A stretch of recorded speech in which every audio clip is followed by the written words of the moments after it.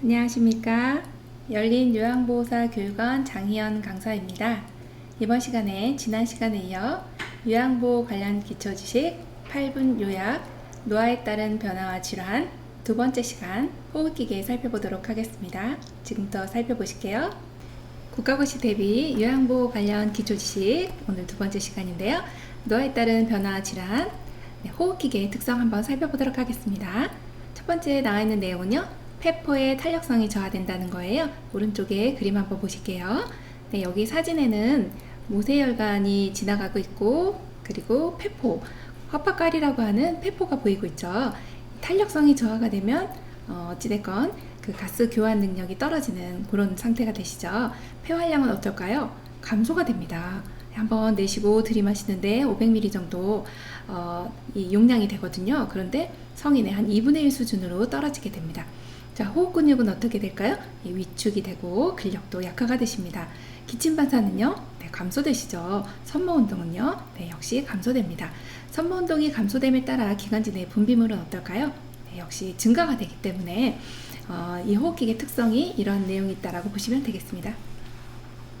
첫 번째 나와 있는 내용, 독감입니다. 인플루엔자라고도 하죠. 증상은요, 열이 나요. 38도 이상의 고열, 두통, 근육통, 또 마른 기침, 전신 쇠약감을 보이는 것이 바로 독감의 증상입니다. 치료는 어떻게 해야 될까요? 네, 안정해 주시면 되고요. 충분한 수분 섭취해 주시면 됩니다. 자, 독감을 예방하기 위해서는요, 매년 1회 예방접종 해주시면 됩니다. 만성기관지염 살펴보겠습니다. 증상은요, 이른 아침에 가래를 동반한 기침, 점액성의 화농성 가래, 점진적인 호흡곤란이 일어나게 됩니다. 지금 여기 사진의 아래 보시면 기관지의 모습이 이 왼쪽에 있는 정상의 모습에서 오른쪽에 있는 만성기관지염, 기관지에 염증이 이렇게 많이 있는 내용을 보실 수가 있습니다. 네, 그렇게 되면 만성기관지염의 치료는 어떻게 해야 될까요? 네, 금연해 주시면 됩니다. 갑작스러운 온도 변화, 오염된 공기를 피해 주셔야 하고요. 심호흡은 많이 해주시면 좋습니다. 그리고 기침을 해주심으로써 기관지 내 객단 배출을 용이하게 해주시면 좋습니다. 자, 그리고 뜨겁거나 찬 음식은 피해 주시면 되겠네요. 자, 세 번째 나와 있는 내용입니다. 폐렴입니다. 관련 요인은요, 세균이 침투하거나 바이러스가 침투하거나 혹은 음식물이 기도내로 넘어가 염증을 유발하는 이런 것이 이제 폐렴입니다. 우리가 흔히 아는 폐렴이다 하면 보통은요, 세균이 침투해서 생기는 세균성 폐렴이 다반사죠. 굉장히 많습니다. 지금 흔히 우리가 지금 바이러스가 침투했다라고 하는 바이러스성 폐렴은요, 정말 너무나도 유명한 코로나 바이러스 19, 네, 이게 이제 지금 전 세계를 강타하고 있는 위험군으로 자리 잡고 있죠. 자, 그리고 시험에 자주 출제됐던 내용인데요. 음식물이 기도내로 넘어가 염증을 유발하는 흡인성 폐렴도 있다. 이렇게 보시면 되겠습니다.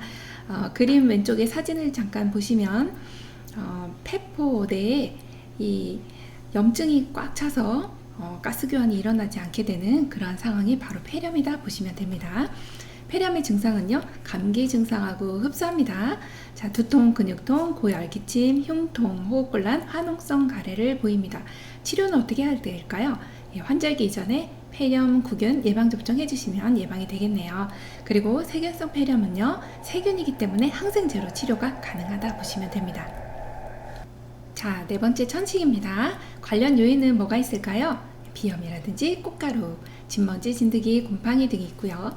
차고 건조한 공기에 갑자기 노출됐을 때도 이렇게 천식이 올 수 있습니다. 스트레스나 긴장 혹은 동물의 털이나 배설물로 인해서도 천식이 올 수 있다 이렇게 봅니다. 증상은요, 대표적인 증상이 숨을 내쉴 때 쌕쌕거리는 호흡음이라든지 기침, 호흡곤란, 점액 분비량이 증가되는 내용이 있고요. 또 하나는 기도가 경련이 일어나기 때문에 굉장히 고통을 호소하시죠. 흉부 압박감도 있습니다. 오른쪽에 보시면 이 숨을 들이마실 때보다는 내쉴 때 더 호흡이 힘들어진다라고 하는 내용이 사진에서 확인하실 수가 있습니다. 그럼 천식의 치료 어떻게 해야 될까요? 네, 원인이 되는 담배라든지 벽난로, 먼지, 곰팡이를 주의하셔야 되고요. 갑작스러운 온도 변화를 주의하셔야 된다 봅니다. 그리고 위급 상황이 생길 때, 증상이 나타났을 때는 어떻게 하면 될까요? 기관지 확장제를 써주시면 됩니다. 오른쪽에 그림과 같은 이런 기관지 확장제를 평상시 때 가지고 다니시다가 사용해 주시면 되는데요. 이 부분은 본인이 사용하실 수 있기 때문에 본인이 사용 방법을 잘 숙지하셔서 사용하시는 걸로 해주시면 되겠습니다. 침구류는 뜨거운 물로 세탁을 해주시면 되겠고요. 자, 예방하는 방법은요. 매년 1회 인플루엔자 백신 예방접종 해주시면 되고, 또 65세 이후에는요 1회 폐렴구균 백신 예방접종 해주시면 되겠네요.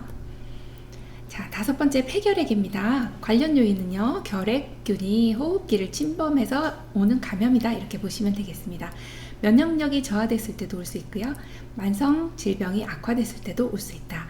또 스테로이드와 같은 면역 억제제를 사용했을 때도 폐결핵이 올 수 있습니다.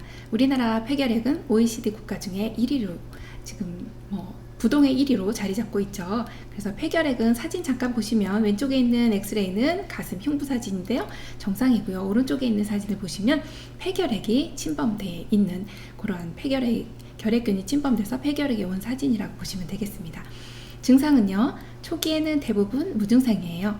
그리고 오후에는 고열이 나면서 늦은 밤에 식은땀과 함께 열이 내리는 증상, 이러한 증상이 바로 폐결핵의 전형적인 증상이다, 이렇게 보시면 되고요.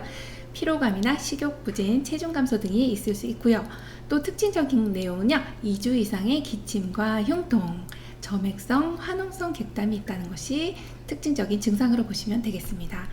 자, 폐결핵 한번 치료해 봐야겠네요. 처방된 약을 꾸준하게 드시는 게 폐결핵의 치료의 가장 우선적인 내용입니다.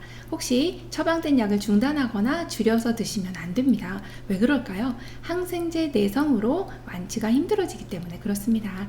자, 이렇게 폐결핵 약을 드시는 분들은요, 약의 양도 많고 종류도 많기 때문에 주기적으로 간 기능이 정상적인지 확인하셔야 돼요. 그래서 간 기능 검사와 객담에서 결핵균이 나오는지 안 나오는지 확인해야 되겠죠. 그래서 객담 검사해 주시면 됩니다.